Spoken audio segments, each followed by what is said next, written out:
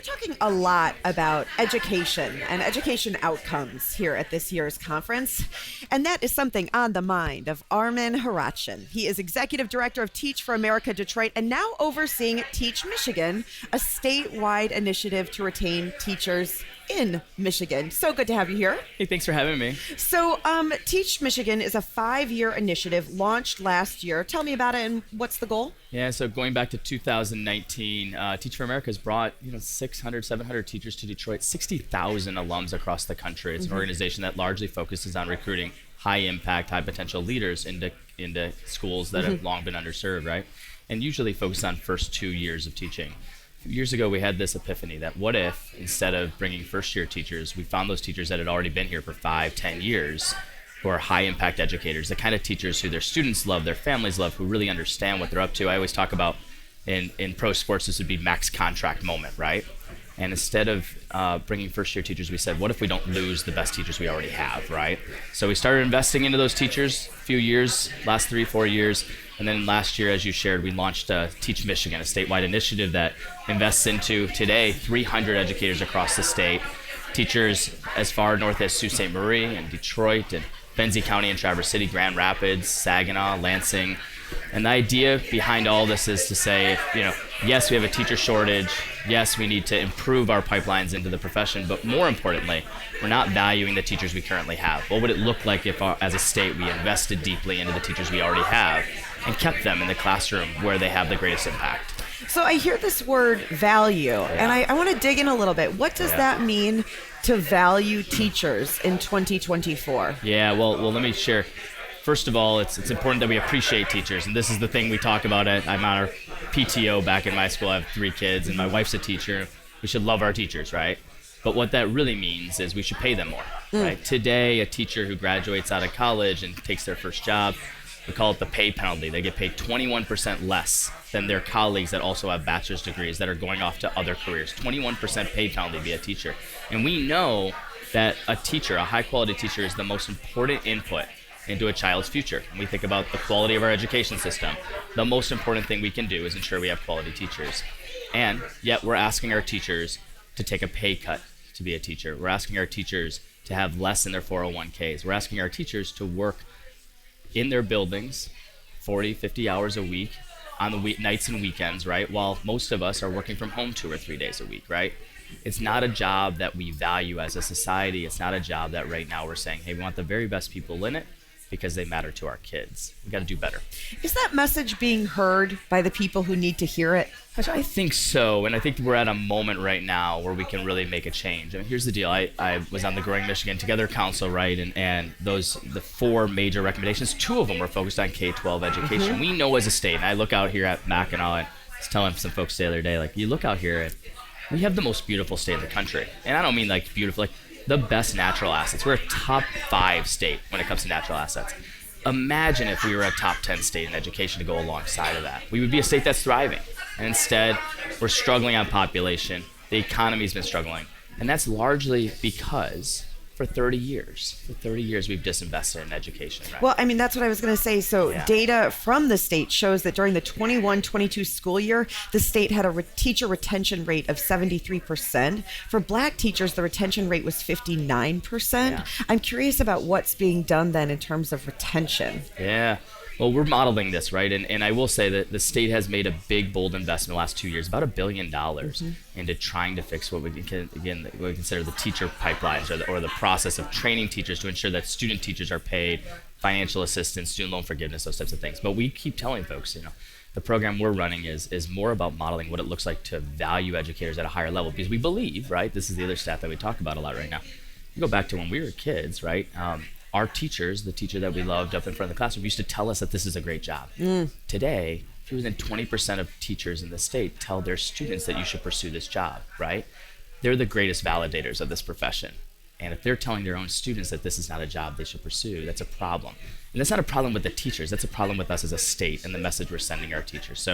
So what we're talking to lawmakers about and what we're showing through a partnership with their superintendents and very close relationship with the unions and everybody around the table, right? And everybody believes in the same thing. Like, what does it look like if we model finding and investing into and really valuing the highest performing teachers? And I think, students are better off. Certainly, our schools are better off, and ultimately, Michigan will be better off. So circling back to the Teach Michigan initiative and talking about population, talk to me about where you're thinking about communities, right? You are naming some cities where you're thinking about, when you're sitting down at the table, how are you deciding, where to put this initiative, where to put these dollars, and to create this, need of teachers and fulfillment? Yeah, I mean, we as an organization have been in Detroit for the last 10 years. Right. And that's our home. And it's where we'll continue to call home, right?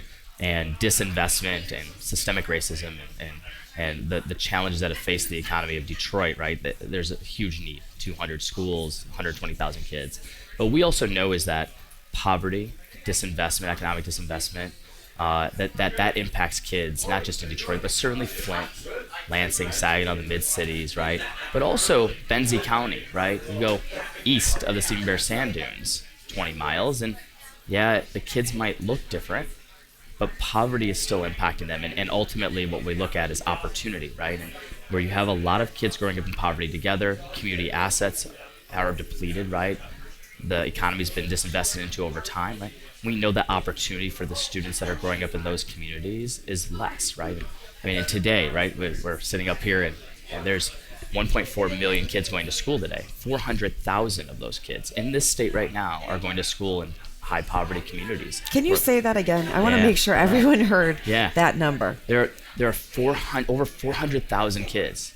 That's 4 Michigan stadiums on game day full of kids who are going to school in schools that have less resources, are in communities where poverty is high. And we know in those schools, right, kids going to those schools are half as likely to be doing math at 8th grade level, 4th grade reading, half as likely to go to college, right? So as a state, we are systemically leaving 400,000 kids behind every single day. Like, we're doing this, and it might not be intentional, but it's systemic. And what we're saying is, hey, what does it look like to model not just how we value teachers, but ensuring that those best teachers are in the classrooms where our kids need them the most? A few years ago, you said your current goal was to make Detroit and Michigan the best place to be a teacher in the country. Yeah. How you doing? Yeah. Well, I would say right now, and through a first year of expanding this, and certainly in Detroit, the teachers we're investing into 95% retention rate. We do a really high touch, high quality professional development experience for them. Cohorts is 2 years long, 3-year full investment, and satisfaction is really high. The teachers who we're investing into, 300 this year, 500 next year, the experience has been really, really positive. Now, again, it's been great for them and the 90,000 kids that they're reaching today, right now, and we really think that impact is real. And what we're actually trying to say is, if we can do that for 300 teachers and 90,000 kids, what does it look like to do it for next year, 500 teachers, 120,000 kids? And more importantly, what does it look like for the state to actually put policy and budget in place so that kids across every community in the state, in particular, the communities that have been disinvested into over time, every one of them has a high quality teacher in front of them. Our teachers every day, just to be clear, across the state of Michigan, they are the hardest working people. They love their students, right? And they're skilled. But when we devalue them, when we are not investing in them, we send them a signal every day. Whether it's the facility that hasn't been repaired, or whether it's the cafeteria or less staffing and they have to cover somebody else. We're sending them a signal that we don't value you. And they show up then, and that's the world they're living in, right? For 20 years, slogging through the day. It's not that they're not good people. It's not that they're not experts at their work. But if we as a state invest into them, they'll bring those classrooms to life. And who benefits from that are the kids in our future. I think a lot, we're talking so much about social media, and we're talking about mental health crises. We're talking about school shootings. Has the job and the role of being a teacher changed over the decades in terms of what you have to bring to the school every single day for their students? Yeah, absolutely it has. But also, I have 3 kids. Being a kid is a lot different too, right? So yes, being a teacher looks different today, although it's still the same 4 walls mostly, still the same 30 kids in a class, right? A lot of those things haven't changed at all.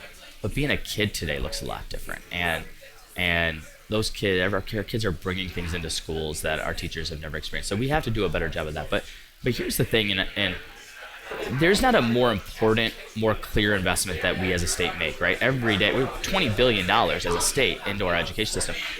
We talk about population, we talk about the economy. This is the one input. This is the one clearest input that we control. We're gifted these natural resources as a state. And we have to navigate all the kinds of politics and economic stuff that are at macro level. But every year, the state gets to pick where it puts $20 billion.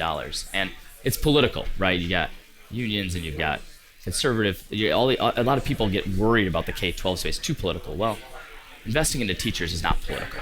Investing into teachers is an absolute win every time. So for us, yeah, I worry about how the profession's changed. Yes, I worry as a parent about what it's like to be a kid these days, right? How do we get kids in community engaged with one another? But you invest into the human being every day that gets to spend 8, 10, 12 hours with these kids every day. I know my kid who's carrying anxiety into the school when she's struggling in the morning. When I check in with her teacher and I know she's got some rock star teachers, that teacher gives her a hug. I know that that's a game changer for her, right? So we as a state get to invest in the adults that have the greatest influence on the kids every day. Yeah. Armen Hratchian, Executive Director of Teach for America Detroit. Thanks so much for the time and your work. Thank you so much for having me this morning. And we're going to take a quick break. We'll be right back.